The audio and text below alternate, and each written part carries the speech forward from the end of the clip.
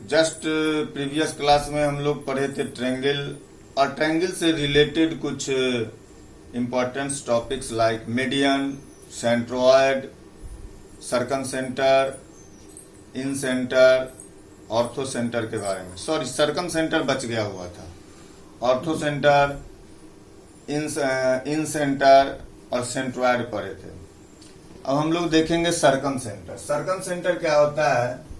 Circum centre, ठीक है। Circum centre और होता है point of intersection of perpendicular bisector of sides of a triangle is called circum centre. The point of intersection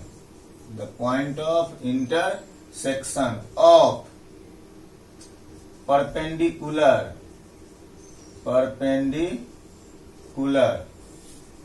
bisector of sides of a triangle is called its circumcenter। As for example देखिए कि let us suppose ये triangle ABC है, ABC. अब BC का perpendicular bisector है ना। अगर ये एमएन परपेंडिकुलर बाइसेक्टर है तो ये क्या होगा? डी हो जाएगा मिड पॉइंट ऑफ बीसी, ठीक है। एसी का मिड पॉइंट अगर ई है तो यहां से जो परपेंडिकुलर खींचा जाएगा वो हो जाएगा perpendicular bisector of AC. AB का मिड पॉइंट एफ है तो ये हो जाएगा परपेंडिकुलर बाइसेक्टर ऑफ एबी। अब देखिए तीनों परपेंडिकुलर बाइसेक्टर एक पॉइंट पर इंटरसेक्ट करता है। मान लीजिए इसका नाम ओ है तो ओ क्या हो जाएगा? Circum centre. अब इसमें मेन इंपॉर्टेंट चीज है कि सर्कम सेंटर से तीनों वर्टिसेज इक्वी डिस्टेंस होता है ना। All vertices of a triangle are equidistant from circumcentre. यानी ओ से ए का डिस्टेंस, ओ से बी का डिस्टेंस और ओ से सी का डिस्टेंस इक्वल होगा। O A equal to O B equal to O C. इसीलिए ओ क्या हो जाएगा? सेंटर उस सर्किल का हो जाएगा जो सर्किल एबीसी से पास करता है। एबीसी से पास करने वाले सर्किल का सेंटर कहाँ होगा? ओ पर होगा, ठीक है। और इस सर्किल को क्या कहेंगे? Circum circle. क्या कहेंगे? Circum circle. The circle passing through vertices of a triangle is called circum circle of the triangle।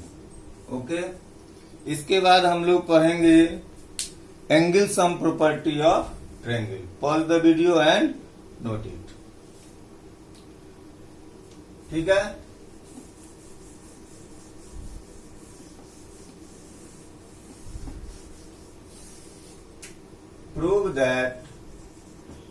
Prove that sum of angles of a triangle is 180 degree.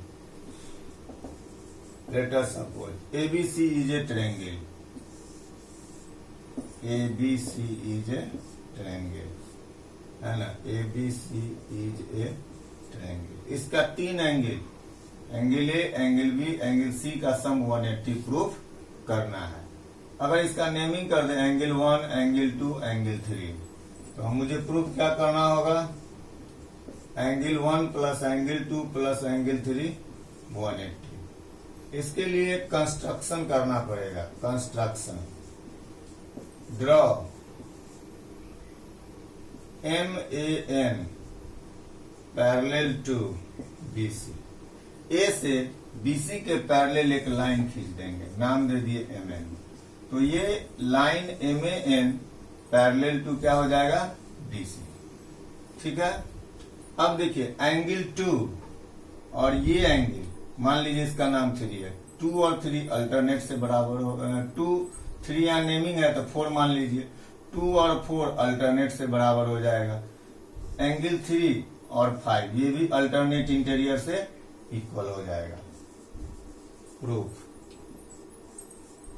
Angle 2 is equal to angle 4 by alternate interior angles, angle 3 is equal to angle 5 by alternate interior angles. इसको equation 1 और 2 मान लेते हैं, कोई problem नहीं है। ठीक है। अब देखिए एंगल 1, एंगल 4, एंगल 5 लाइन के एक ही ओर और एक ही पॉइंट पर बना हुआ है, इसीलिए इस तीनों का सम क्या होगा, 180 होगा। Since MAN is a straight line, is a straight line, therefore angle 1 plus angle 4 plus angle 5 180 degree. ठीक है। अब 1 के को छोड़ दीजिए, 4 के बदले आप लिख सकते हैं 2 और 5 के बदले लिख सकते हैं 3, 180 डिग्री। ब्रैकेट में लिख देते हैं हम reason, angle 2 is equal to angle 4 from equation 1 and angle 3 equal to angle 5 from equation 2। तो हमारे पास क्या है, angle 1 plus angle 2 plus angle 3, angle 1 angle 2 angle 3, triangle का तीनों एंगल आ गया जिसका सम कितना आया, 180। प्रूव। क्लियर। नेक्स्ट है exterior angle of a triangle, exterior angle of a triangle. ठीक है। Prove that exterior angle of a triangle is equal to sum of two interior opposite angles। ठीक है।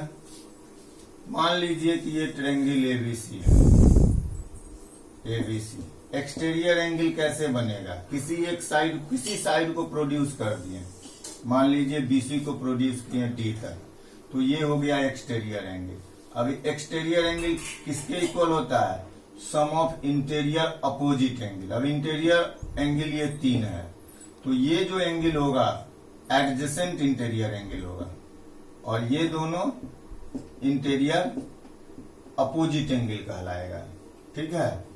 एंगल 1 मान लीजिए इसको, एंगल 2 मान लीजिए इसको, इसको 3 और इसको 4। गिवन में क्या लिखेंगे, in triangle ABC BC is produced to D। तो एक्सटीरियर एंगल कौन बन रहा है, एंगल 1। ये सम ऑफ इंटीरियर अपोजिट यानी 3 और 4 के सम के बराबर होगा, यही प्रूफ करना है। प्रूफ देखिए,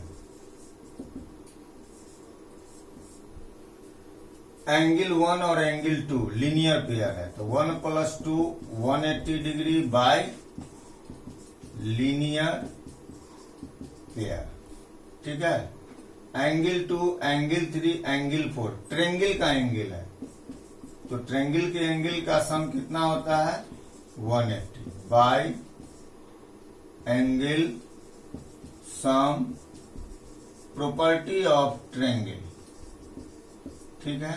अब इस 2 इक्वेशन आया, दोनों इक्वेशन को कंपेयर कीजिए, दोनों का RHS इक्वल है, क्योंकि RHS इक्वल है इसीलिए दोनों का LHS हम इक्वल लिख सकते हैं, यानी 1 plus 2 is equal to angle 2 plus angle 3 plus angle 2 cancel कर देंगे, 1 इज इक्वल टू क्या हो जाएगा, 3 plus 4। Proved. Pause the video and note it. ठीक है। अब एक चीज इसी में ध्यान देना है, अब मैं एक एग्जाम्पल लेके एक्सटीरियर एंगल को समझाता हूं। यहां देखिए, जैसे ये ट्रायंगल एबीसी है, एबीसी, बीसी को प्रोड्यूस किए तो ये एक्सटीरियर एंगल बना, सीए को प्रोड्यूस कर दिए तो यहां ये एक्सटीरियर एंगल बना, एबी को प्रोड्यूस कर दिए ये एक्सटीरियर एंगल बना। ठीक है। अब मान लीजिए इसका नाम 1 है, ये एंगल 2 है, एंगल 3 है, ये एंगल 4 है, ये एंगल 5 है, ये एंगल 6 है। तो 1 एक्सटीरियर एंगल है, इसका इंटीरियर अपोजिट कौन होगा? 4 एंड 5। तो 1 किसके इक्वल होगा? 4 प्लस 5 के। 2 का 2 एक्सटीरियर एंगल है, इसका इंटीरियर अपोजिट कौन होगा? 4 नहीं लेंगे, 5 एंड 6। तो एंगल 2 किसके बराबर होगा? 5 प्लस 6। एंगल 3 भी एक्सटीरियर है, ये किसके बराबर होगा? एंगल 4 प्लस एंगल 6 के। बात समझ में आया? ठीक है। तो इस तरह से इससे रिलेटेड क्वेश्चन आप लोग कीजिए। नेक्स्ट वीडियो में हम ट्रायंगल से रिलेटेड क्वेश्चन को करेंगे। ओके।